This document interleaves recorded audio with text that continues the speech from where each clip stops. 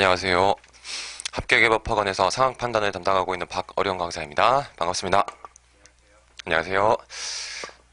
보니까 지난번 기출해설 특강 때나 아니면 설명회 때 오셨던 것으로 기억나는 분들의 얼굴도 계십니다. 네. 오늘은 상황 판단 문제 중에서 전반부를 차지한다고 볼 수 있는 텍스트 유형 문제들에 대한 풀이법 특강입니다. 다들 편안한 마음으로 오늘 한 2시간에서 2시간 반 정도 진행할 이 강의를 쭉 따라와 주시면 될 것 같습니다. 제가 오늘 강의를 통해서 여러분들께 말씀드리려는 바가 결코 여러분들이 감당하시기 어려울 정도로 복잡하거나 특이한 그런 내용들은 아닙니다. 여러분들이 그냥 조금만 더 주의 깊게 이 유형들을 쭉 분석을 하셨으면 이렇게 푸는 것이 가장 효과적이겠구나 이렇게 생각하실 수가 있었을 것인데, 근데 실제로는 많은 분들이 그와 같은 방법론을 선택을 못하신 상태에서 특히 언어 논리와 상황 판단 똑같은 방법론으로 접근하시다가 상황 판단 쪽에서 텍스트 유형이나 법규 유형 보실 때 좀 잘못된 방법론으로 인해서 좀 불필요한 시간 낭비를 하시는 경우들을 제가 상담을 통해서 좀 많이 봤습니다. 그러다가 보니까 이 텍스트 유형이 되게 쉽게 느껴지는데 의외로 여러분들이 이 유형들의 압박을 많이 받으신다는 것을 제가 작년에 강의를 시작한 이후로 항상 이제 상담을 했을 때 많이들 들어왔습니다. 쉽게 푸시는 것 같은데, 근데 의외로 시간에 너무 시달리시다 보니까 정보 처리 속도나 이런 것들이 빨리빨리 붙어주지도 않고, 그 다음에 어떤 식으로 그 정보를 처리해야 될지 방향성이 안 잡히다 보니까 시험장에 들어가셔서는 이 전체적인 구도를 혼란 속에서 자꾸 놓치시는 그런 우를 많이 범하신다고 하더라고요. 그래서 이와 같은 것들이 지금부터 여러분들이 확실한 방향성을 잡고 제가 오늘 말씀드리는 정도 선에서 정리하신 상태에서 쭉 기출문제들을 정리해 나가시게 되면, 풀어 나가시게 되면 아마 이 텍스트 유형과 관련되어서 크게 봤을 때 추가적으로 여러분들이 따로 강의를 더 들으시거나 하시지 않으셔도 무방하지 않을까 싶습니다. 강사 입장에서 무료 특강을 통해서 여러분들께 이것만 하시면 됩니다 하고 딱 말하고 끝나면 안 되겠지만 실제로 진짜 그런 것 같아요. 큰 부담 갖지 마시고 앞으로 여러분들이 제가 오늘 말씀드리는 바를 쭉 남은 기간 동안 텍스트 유형에 계속 적용해 나가시길 바라고요. 자, 오늘 첫 번째 시간 아마 한 2시간 정도 두 번에 나눠가지고 진행할 것 같은데, 전반부에서는 텍스트 유형 문제의 일반적인 해결 패턴을 좀 말씀을 드리고, 그 다음에 두 번째 시간에는 텍스트 유형 문제로 속하긴 하는데 문제들 중에서 단순히 언어적으로만 정리되는 게 아니라 여러분들이 쭉 보셨을 때 계산을 요구하거나 아니면 일정 부분에 있어서 비율 관계를 정확하게 따져야 되는 그런 스타일의 문제들도 등장합니다. 상대적으로 텍스트 유형을 크게 나눈다면 이 두 가지, 언어 논리와 비슷하게 일반적인 독해만으로도 문제 해결이 가능한 문제 유형과, 그다음 두 번째가 비율적인 부분까지 따져줘야 되는 그런 계산 과정까지 조금 포함된 그러한 스타일의 문제 두 가지가 있습니다.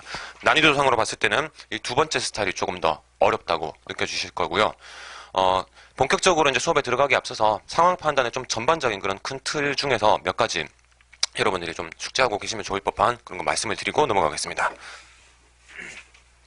제가 원체 아침형 인간이 안 되다 보니까 이제 강의 시즌이 돼서 아침 9시 강의를 시작하게 되면 한 두 번째 강의부터는 얼굴 상태가 괜찮아집니다. 근데 제가 지난번 기출해설 특강 이후로 한 2주 정도 지나고 나서 처음 다시 아침 9시 반, 아니 10시 정도 이제 오전 수업을 하다 보니까 얼굴이 아직 좀 부어 있는 것 같습니다.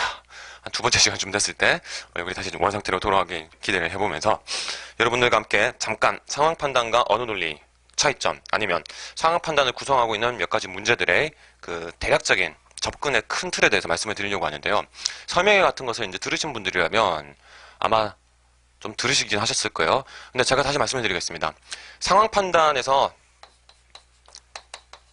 여러분들이 마주하시게 되는 이 문제 유형들은 크게 봤을 때 강사에 따라서 다르지만 저는 일단 이렇게 나누고 있습니다. 텍스트 유형, 법규 유형, 그 다음 이 녀석들과 좀 대비되는 것이 계산, 여기에는 도표 해석까지 들어가겠죠. 그리고 악명 높은 퀴즈입니다. 크게 봤을 때 이 네 가지 유형 정도로 어떤 형식적인, 외형적인 그 틀을 나눠볼 수가 있을 것인데요. 언어 유형과 법규 유형 가운데는 계산을 요구하는 것들이 포함되어 있기 때문에 완벽하게 이 모든 언어 문제, 법규 문제 전체를 다 이렇게 말씀드리기는 어렵지만 크게 봤을 때 이렇게 두 가지로 양분해 보시면 됩니다. 1차적인 텍스트 자체에 대한 1차원적인 분석을 요구하는 문제가 이쪽입니다. 이 언어 유형과 법규 유형 문제들은 안 그런 문제들도 있지만 실제로 한 4대 1, 80%, 70% 정도의 비율로서 등장하는 문제들이 본문에 나와 있는 혹은 법조항으로 등장한 내용들을 단순하게 각각의 조항에다가 1대1로 대응시키시면 문제가 다 해결되는 그런 스타일입니다. 오늘 전반부에서 다룬 문제들이 대부분 다 그와 같은 스타일이에요. 여러분들이 언어 논리 문제와 차이점을 이렇게 명확하게 처음부터 설정을 하시고 들어가셔야지 불필요한 어떤 해석 작업이나 종합적인 판단 작업을 제거하실 수가 있습니다. 다시 말씀드릴게요. 언어 유형, 법규 유형, 오늘 프린트 자료상으로는 이 법규 유형 문제의 기본적인 그 골격을 보여주는 문항들까지 포함을 시켰는데요. 본문이 나와 있으면 1문단, 2문단, 3문단까지 있다. 혹은 법조항이 첫 번째 조, 두 번째 조, 세 번째 조 있다고 한다면 언어 논리에서는 이 전체를 다 종합적으로 판단해서 기승전결의 그 흐름을 읽어내셔야 되는 그런 문제들이 많이 등장하게 됩니다. 이런 문제들이 단순한 어떤 일치부합 형태 가운데 최종적인 핵심 논지나 주장을 묻는 문제, 아니면 논증 구도여서 A, B, C 세 명의 인물이 등장하고 세 인물들 사이에서의 견해 차이를 파악하셔서 이 견해 차이가 어떤 형태로 각각의 주장들에 있어서 B의 견해를 어떤 식으로 C의 입장에서 비판하는가, A의 견해를 B, C와 차이를 보여주게끔 만드는 그런 근거는 무엇인가, 논증 구조 자체를 A, B, C 사이에 있었던 차이점 기반으로 해서 종합적으로 검토한 후에 분석해 들어가셔야 되는 그런 문제들이기 때문에 이런 스타일의 문제들은 끊어서 보는 것이 사실상 어렵습니다. 전체 판을 다 객관적으로 좀 조망을 하듯이 이렇게 내려다보는 입장에서 여러분들이 접근을 하셔야 되는 것이 언어 논리 문제에서는 많이 등장하게 됩니다. 그런데 상황 판단에 등장하는 이 언어나 법규형 문제에서는 이와 같은 구조를 띠고 있지가 않습니다. 대부분의 문제가요. 그래서 문단이 1문단, 2문단, 3문단, 법조항이 1조, 2조, 3조 나눠져 있다면 저는 항상 분절적이라는 말을 씁니다. 문단별로 분절돼 있건 아니면 조와 항별로 분절돼 있건 이 각각의 분절된 세계 하나가 다 따로따로 어떤 내용들을 구성하게 되고 이렇게 개별적으로 분절되어 있는 내용에서 각각의 질문을 던지게 되는 구조가 상황 판단 시험의 일반적인 가장 많은 비중을, 이 두 개 가운데서 가장 많은 비중을 차지하는 문제들의 기본적인 골격이라고 생각을 해주시면 됩니다. 그러면 접근 방식이 어떻게 돼야 됩니까? 여러분들이 처음부터 1문단부터 3문단까지의 내용을 전체적으로 읽고 선택지를 보기 전에 이 글의 전체적인 주제는 무엇이다. 그 다음 1문단의 핵심 키워드나 아니면 1문단의 소주제는 무엇이다. 2문단은 또 뭐다. 이런 것들을 하나씩 옆에다가 마치 예전에 수능 언어 영역 문제 푸시듯이, 언어 영역 비문학 문제 푸시듯이 그렇게 접근하시는 방식으로 들어갔다가는 이 작업을 안 해도 선택지 다 판별이 될 수가 있는데, 이거를 해서 제가 여러분들이 잘못된 길로 가신다는 건 아니에요. 텍스트에 대한 꼼꼼한 분석을 하기 위한 그런 목적이라면 이렇게 접근에 들어가시는 것은 맞습니다. 하지만 우리 상황 판단에서 요구하는 이 문제의 본질이 이걸 요구하는 시험이 아니고, 문제에서 물어보는 질문의 스타일도 이런 방식이 아니기 때문에 여러분들은 한 문단 끊어서 바로바로 선택지를 판단에 들어가는 그런 흐름에 익숙해지셔야 합니다. 왜 그런가? 1문단만 보고 정답이 도출되는 경우가 은근히 많기 때문입니다. 그러면 시간이 2분, 평균 2분으로 잡지 않습니까? 문항당. 근데 이게 1분 정도로도 다 끊어질 수가 있는 이유가 바로 이런 점들이에요. 이런 점들 때문에. 그래서 평균 내서 이 기본적인 언어와 법규 유형의 가장 일반적인 패턴, 그리고 가장 단순한 패턴의 문제들에서 법규 유형은 조금 더 복잡해질 경우가 많지만 적어도 언어의 4대 1 비율을 차지하는 한 80%를 차지하는 이런 기본 구도의 문제들은 여러분들이 문단 내에서 어떤 정보가 질문의 대상이 될 것이다 라는 것을 미리미리 예측하는 형태로서 기출문제들을 분석해 주시는 것이 좋습니다. 오늘 저와 함께 그와 같은 훈련의 어떤 큰 골격을 잡아 나갈 것인데요. 이것까지 이제 말씀을 드리고 다음 요 계산과 퀴즈 문제로 말씀드리겠습니다. 여러분들이 기출 문제를 쭉 이제 풀어보시면서 훈련들을 하실 건데요. 혹시 미리 좀 해보신 적 있으신 분들 계신가요? 기출 문제 분석. 어떤 식으로 하셨는지는 다 다를 겁니다. 다 다를 건데 여러분들이 지금 단계에서 이 텍스트형 문제건 법규형 문제건 너무 실전처럼 그렇게 풀지 마시고요. 이렇게 훈련을 해보시길 바래요. 본문을 놓고 선택지를 가려두시는 겁니다. 선택지를 밑을 다 가려놓고 1문단까지 읽은 상태에서 이 문단에서 어떤 것들이 선택지나 보기에 질문의 대상이 될 것인가를 여러분들 스스로가 머리에서 판단을 하시는 거예요. 판단을 해서 그 내용이 어떤 게 나올 것인가를 밑줄을 긋거나 동그라미를 쳐놓는 형태로 예측을 해보시는 겁니다. 이와 같은 독해력 자체를 기르셔야지 실제로 이 상황 판단뿐만 아니라 나중에 언어 논리를 위해서도 이게 나중에 여러분들께 큰 도움이 될 것입니다. 앞으로 기출문제를 처음 풀어보시기 전에 기본적인 골격을 잡으시고 그 다음 각각의 기출문제들을 쭉 풀어나가실 때는 여러분들께 제가 추천드리는 어떤 훈련의 방식은 선택지를 가려놔라. 그리고 이게 퀴즈 문제일 경우에는 선택지를 안 보면 안 됩니다. 하지만 법규 문제나 언어형 문제, 텍스트 문제는 선택지 자체가 제시문을 보시면서 구성되어 나올 수가 있어요. 그러면 어떤 부분에서 선택지가 지문을 던질 것인가와 관련돼서는 일단 이제 하나씩 살펴보겠지만 제가 쭉 기출문제들 모두 100%라고 다 말씀드리기는 어렵지만 가장 핵심적인 것이 무엇인가? 항목 간에 있어서의 비교가 이루어지고 있으면 이 비교되는 부분을 질문의 대상으로 삼는다는 겁니다. 비교의 양상은 여러 가지가 있습니다. 직접적으로 두 가지 개념 자체가 충돌하고 있을 때 이 개념 자체가 어떤 특성들을 가지고 있는데 그 특성이 서로 차이가 있다. 그러면 비교 지점이죠. 비교되고 있을 때는 이 부분과 관련돼서 양자의 차이점을 엇갈리게 만들건 제대로 진술하건 물어보는 케이스. 이런 형태가 등장할 수가 있고요. 그 다음 시대적인 변화의 흐름이 있다고 한다면 고려에서 조선으로 바뀔 때 어떤 항목과 관련된 구체적인 진술 내용이 어떤 요소가 부분적으로 바뀌었다. 그러면 그 바뀐 지점 역시 지문의 대상이 될 수가 있는 것입니다. 선택지를 보시기 전에 본문을 읽어 나갈 때 어떤 게 선택지에서 지문의 대상이 되겠구나 예측을 하라고 말씀을 드렸죠. 이 예측의 대상이 되는 게 바로 이와 같은 지점들이 돼야 된다는 겁니다. 그 다음 전체적으로 봤을 때 이와 같은 구조가 이루어져 있는데 이게 전체인데요. 이 전체 중에서 A와 B가 각각 얼마씩의 비율을 차지하고 있는가 이런 것들도 지문의 대상이 될 수가 있습니다. 이 비율과 관련된 부분은 이따가 두 번째 시간에 좀 더 집중적으로 말씀을 드릴 건데요. 비율 문제가 여러분들이 아마 좀 어렵게 느껴지시는 부분이 아닌가 싶습니다.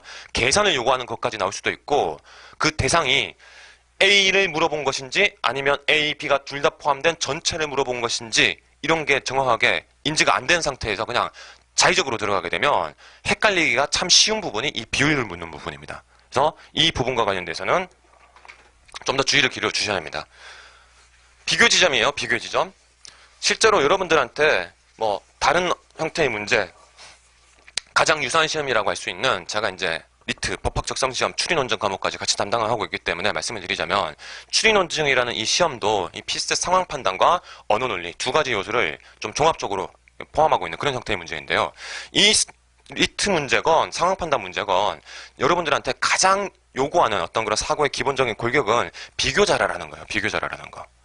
이게 다른 게 아닙니다. 어떤 상황이 주어졌을 때 어느 길로 가는 것이 가장 최선의 길인가, 최선의 대안인가 이거를 사실 판단하라고 하는 것이 상황 판단의 문제나 마찬가지입니다. 그 본질이라고 봐도 됩니다. 제가 설명회 때나 이런 때 자주 말씀드리지만 이 계산 도표형 문제가요. 여러분들이 자료 해석 시험까지 이제 같이 준비를 하시면서 이미 좀 맛을 보셨는지 모르겠지만 상황 판단에서 요구하는 계산형 문제나 도표 해석 문제에서의 가장 기본적인 결과값 결과물의 그 산출 과정은 결국 여기서도 어떤 입찰 업체가 경쟁력이 가장 높을 것인가 이거를 판단하라고 요구하는 겁니다. 도표가 왜 주어집니까? 도표가 주어지는 것은 A, B, C, D, E, 갑, 을, 병, 정, 무 5개의 업체나 기업, 국가, 인물들이 있으면 그 중에서 누가 제일 탁월한 사람인가를 선발해내야 되는 것이죠. 여러분들이 향후에 하시게 될 어떤 업무의 내용과도 맞닿아 있는 겁니다. 법규 같은 경우에는 아니면 언어 같은 경우에는 어떤 문서가 들어왔습니다. 그 문서의 내용을 1차적으로 일단은 정확하게 읽어내야 되겠죠.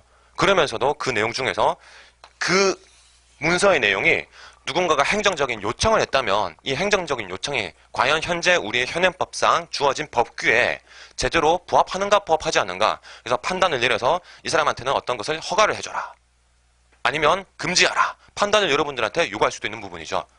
어떤 기관의 장이 된다면 그러면 그것은 법규에서 하는 역할이고 법규를 기준으로 해야 되는 것이고 이것 말고 입찰업체 중에서 어떤 업체를 제일 높은 점수를 매기어서 1등 업체로 선발할 것인가 이런 것들까지도 여러분들이 하셔야 될 작업이 될 것입니다. 그러면 결국 업체들 사이에서 어떤 항목들을 적용해서 비교하셔야 되는 거죠.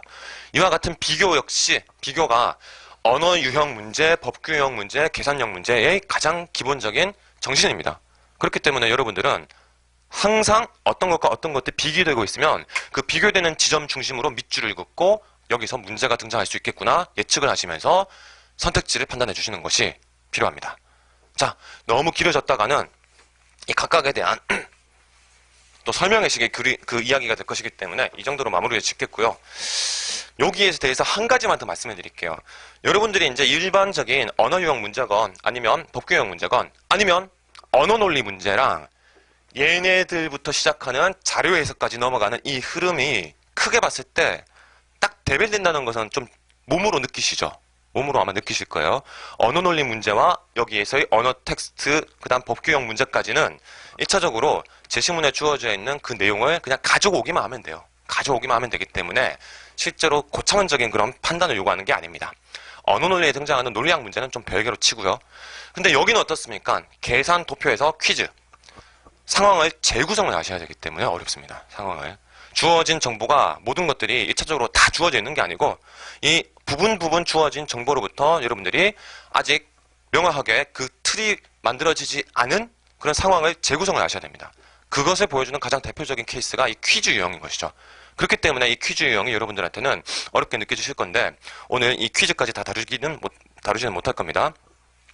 예고를 좀 하자면 저희 그 기초인문 강의 4월 20일부터 시작하는 기초인문 강의는 언어 논리의 논리학 파트와 그 다음에 상황 판단의 퀴즈 문제들 중심으로 가장 기본적인 골격, 그 다음에 계속 반복되는 문제 해결의 프로세스 중심으로 기초인문 강의를 진행합니다.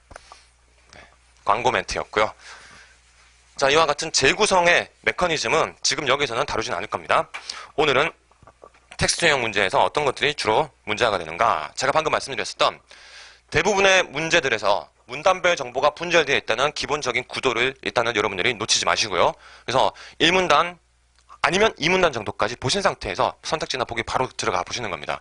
지금 이 과정이 이러한 독해 방식이 여러분들의 기본적인 그 독해 패턴이나 이런 것들과 안 맞는 분들이 계실 수도 있어요. 근데 제가 봤을 때 더 효과적인 건 다른 수험생분들께 여쭤보고 제가 이렇게 한번 읽어보세요 해서 추천드리고 나서 얻은 결과물로 봐서는 이 방식, 제가 설명드리는 이 방식이 일단은 제 효과가 있는 게 아닌가 어떤 그런 판단을 내릴 수 있을 정도로 제가 상담드린 분들로부터 좋은 결과가 있었다는 말씀 많이 들었습니다. 그렇기 때문에 최대한 한번 지금 아직 시간적 여유가 있을 때 시도를 해보시는 거예요. 그래서 여러분들이 어떤 게 그래도 나한테는 더 좋겠구나 판단은 지금 내리시는 거지 11월, 12월 가서 그때 변경시키시는 것이 아닙니다. 정보가 분열되어 있다는 관점 하에서 어떤 정보가, 어떤 구조의 정보가 주로 질문의 대상이 되는지도 말씀을 드렸습니다. 비교되고 있는 겁니다. 항목 간 비교가 되고 있을 때나 시대적 변화가 발생했을 때 아니면 소재와 관련된 핵심 메커니즘 자체가 언급되어 있을 때도 이런 것들도 지문의 대상이 될 수는 있지만 이것보다 더 높은 빈도로 지문의 대상이 되는 것은 이 두 가지입니다. 항목 간 비교, 시대적 변화, 그 다음 전체에서 부분이 얼마만큼 비율을 차지하고 있는가 이와 같은 것들을 일단 몇 가지 예제를 통해서 하나씩 살펴보고 한 4문제 정도를 살펴본 이후에는요 여러분들께 30초에서 한 1분 정도씩 시간을 계속 드리면서 제가 말씀드렸던 이 방법론에 따라서 선택지 보지 않은 상태에서 어떤 지문이 던져질 수 있을까 여러분들 스스로 한번 판단을 해보시게끔 그렇게 시간을 갖도록 하겠습니다. 자, 첫 번째 문제 예제들은 제가 다 같이 다루도록 하겠습니다. 첫 번째 문제는 민간경력자 2015년도 문제입니다. 자, 이것도 텍스트용 문제의 대표적인 그런 패턴을 보여주고 있습니다. 여러분들은 화면을 보시는 것이 힘드시다면 그냥 교재, 프린트 자료 보시면 될 겁니다. 자, 다음 글을 근거로 판단하고 보기에서 옳은 것을 모두 고르라고 되어 있습니다. 보통 이와 같이 조선시대의 어떤 복식 아니면 제도, 체제, 관직과 관련된 몇 가지 특징적인 부분 이런 것들을 설명한 텍스트가 나오면 기본적으로는 언어 유형 문제고 이런 문제들에서 제일 많은 것을 차지하는 그 문제 출제 패턴이 바로 비교입니다. 자, 그래서 어떤 것들이 비교되고 있는가? 간단합니다. 간단하기 때문에 여러분들 절대 어렵게 생각하실 필요 없어요. 다만 정신이 이 상황 판단 언어 유형을 계속 관통하고 있는 정신이 무엇인가를 예제들을 통해서 쭉 확인해 보면 됩니다. 조선시대의 복식은 신분과 직업에 따라 다르게 규정되었고 상민들은 흰색 두루마기만 입을 수 있었던 데 비해 여기서 바로 비교되고 있죠. 비해 상민들은 흰색 두루마기만 가능했고 중인들은 청색 도포를 입었다. 조선시대 백관들의 공복 규정에 따르면 중인의 경우 정삼품은 홍포에 복두를 쓰고 협지금을 띠를 두르고 흑피화를 신었다. 자, 첫 번째 문장의 첫 번째 부분의 비교 지점은 중인이냐 아니면 일반 백성이냐의 차이에 따라서 어떤 색깔의 옷을 입느냐였고요. 그 다음 두 번째 부분에서는